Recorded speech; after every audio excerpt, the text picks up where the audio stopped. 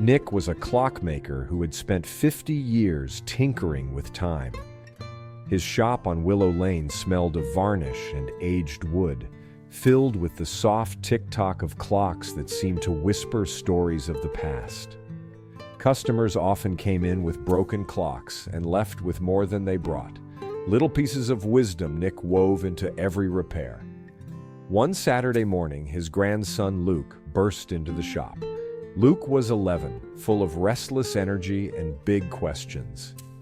"Grandpa, can I help you fix something?" Luke asked, tugging at Nick's sleeve. Nick smiled and gestured to a battered clock sitting on his workbench.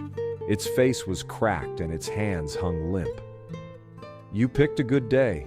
This one has a story worth hearing." Luke wrinkled his nose. "It's just a broken clock." "Not quite," Nick said, pulling over a stool. "This clock is life in disguise. Let's see what it has to teach us." Nick carefully removed the back panel, revealing gears tangled like a metal puzzle. He handed Luke a tiny brush. "Start by cleaning these. Gentle now." Luke brushed for a while, then sighed.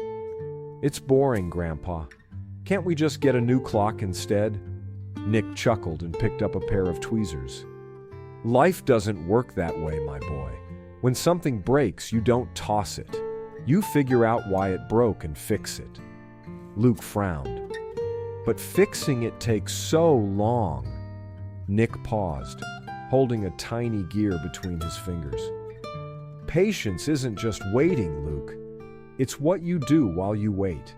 See this gear? If I rush, the whole clock won't work. Every little piece matters." As the afternoon wore on, Luke became increasingly frustrated.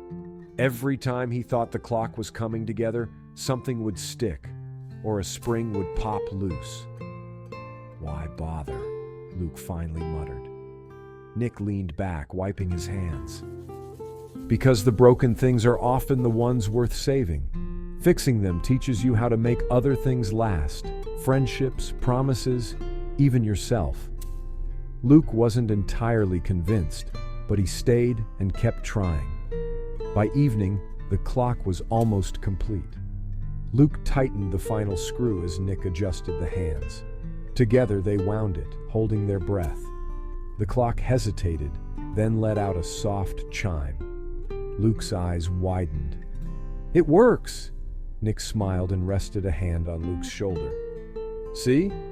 Time doesn't just stop when things go wrong. It waits for us to catch up." Luke tilted his head, thinking. "So, fixing the clock is like fixing life?" "Exactly," Nick said. "Sometimes life breaks in small ways. A misunderstanding, a mistake, or even just a bad day. If you care enough to fix it, you'll see it's still worth keeping." Luke nodded, watching the clock tick steadily. He didn't say much, but he felt something shift inside him. Years later, Luke stood in the same shop, now his. The clock still ticked, the air still smelled of varnish, and the battered clock from that Saturday sat proudly on the shelf. Customers came for repairs, but many stayed for conversations. Luke often shared the lesson his grandfather had taught him, though he found his own words to tell it. One day, a boy about Luke's age from that long-ago Saturday came into the shop. He was holding a broken watch. "Can you fix it?" the boy asked. Luke smiled and gestured to a stool. "Let's see what it has to teach us."